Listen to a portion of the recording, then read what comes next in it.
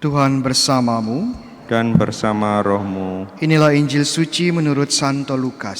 Dimuliakanlah Tuhan. Pada waktu itu Yesus mengemukakan perumpamaan ini kepada murid-muridnya. Perhatikanlah pohon ara atau pohon apa saja. Apabila kalian melihat pohon-pohon itu sudah bertunas, kalian tahu dengan sendirinya bahwa musim panas sudah dekat. Demikian pula jika kalian melihat hal-hal itu terjadi, ketahuilah bahwa kerajaan Allah sudah dekat.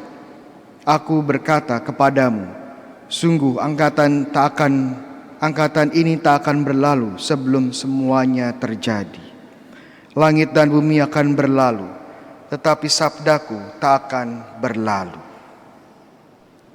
Demikianlah sabda Tuhan. Terpujilah Kristus. Saudara-saudara yang terkasih, perumpamaan tentang pohon ara yang satu ini tidak bisa lepas dari konteks besar bacaan kita, yakni Tuhan Yesus berbicara tentang akhir dari kota Yerusalem dan juga tentang akhir zaman kedatangan anak manusia. Dan Tuhan Yesus mengajarkan para muridnya untuk peka terhadap tanda-tanda zaman. Peka terhadap tanda-tanda yang menuju kepada akhir kota Yerusalem dan akhir dunia. Kita sebagai orang Indonesia mungkin tidak memiliki banyak pengalaman tentang pohon ara. Memang karena jarang, mungkin lebih seringnya ya pohon pisang ya. Tapi pohon ara sangat jarang. Di paroki kami Redemptor Mundi itu para frater sedang membuat proyek. Ya, proyeknya disebut proyek Taman Eden. Ya, mereka mencoba menanam berbagai jenis pohon yang ditemukan di kitab suci. Salah satunya tentunya pohon ara. Tapi pohon aranya masih kecil, jadi kita tidak bisa melihat ya siklus kehidupan dari pohon ara. Namun kalau kita lihat di Palestina, tempatnya Tuhan Yesus, ini salah satu pohon yang cukup umum. Dan pohon ara ini memiliki siklus, mengikuti siklus 4 musim. Jadi saat musim dingin, dia menggugurkan daunnya. Dan saat memasuki musim semi, mulai kembali keluar daun-daunnya. Dan ada jenis-jenis dari pohon ara yang baru muncul daunnya saat mendekati musim panas. Di akhir musim semi. Dan ini menjadi sebuah tanda bahwa musim panas sudah dekat. Dengan melihat kondisi dari daun-daun pohon ara.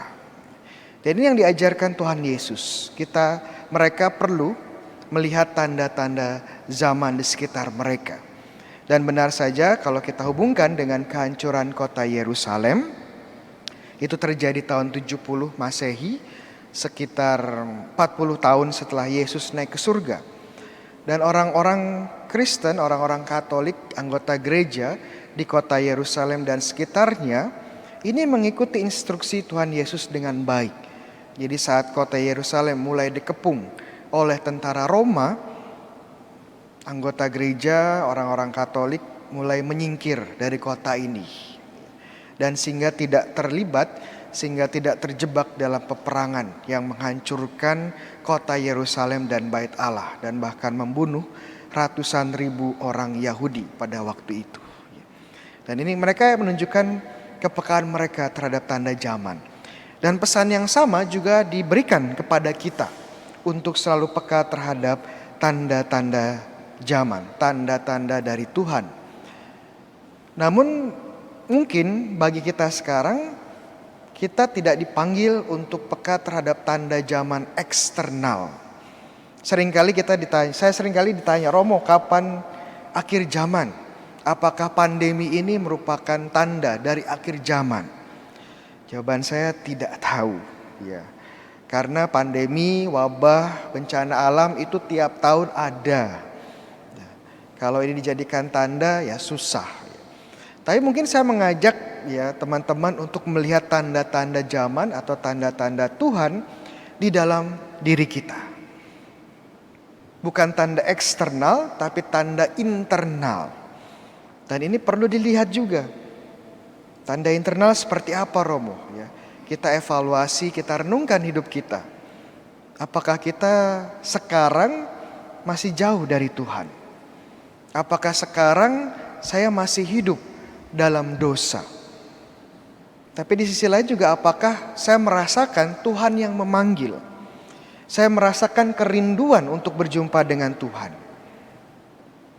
Saya merasakan ingin kembali ke gereja.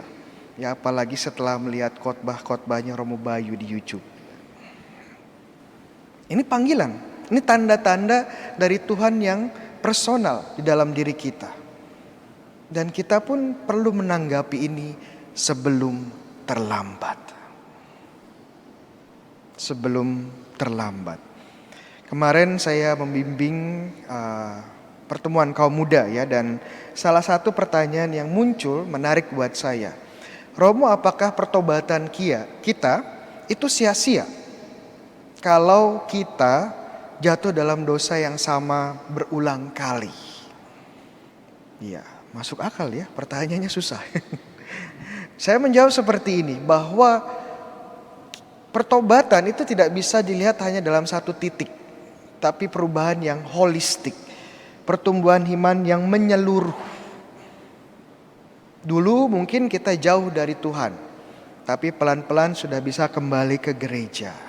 Setiap hari Minggu mulai bisa ke gereja. Kemudian mulai berubah di dalam keluarga, membangun kebiasaan doa setiap hari dan bersama keluarga.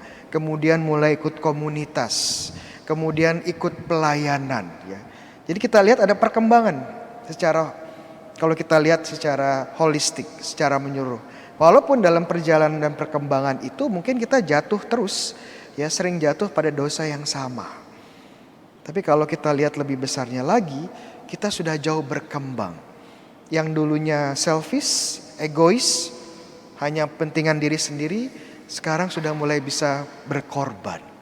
Yang dulunya hanya suka marah-marah, suka emosi, sekarang bisa lebih sabar, lebih mampu untuk menerima. Yang dulunya penuh kecemasan, penuh kekhawatiran, sekarang lebih percaya kepada Tuhan, lebih tenang, lebih beriman. Dan hati-hati juga ya dengan godaan si jahat yang mengatakan bahwa pertobatan itu sia-sia. Wah, kamu ngapain bertobat ya? Kamu pasti jatuh terus dalam dosa yang sama. Itu dari setan. Jadi kalau kita jatuh ya bangun lagi. Dan perhatikan ya lebih luas lagi bahwa kita pun bertumbuh dalam berbagai aspek rohani kita. Dan ini menurut saya yang sangat penting ya. Kita tidak boleh tergoda dan berhenti dalam pertobatan.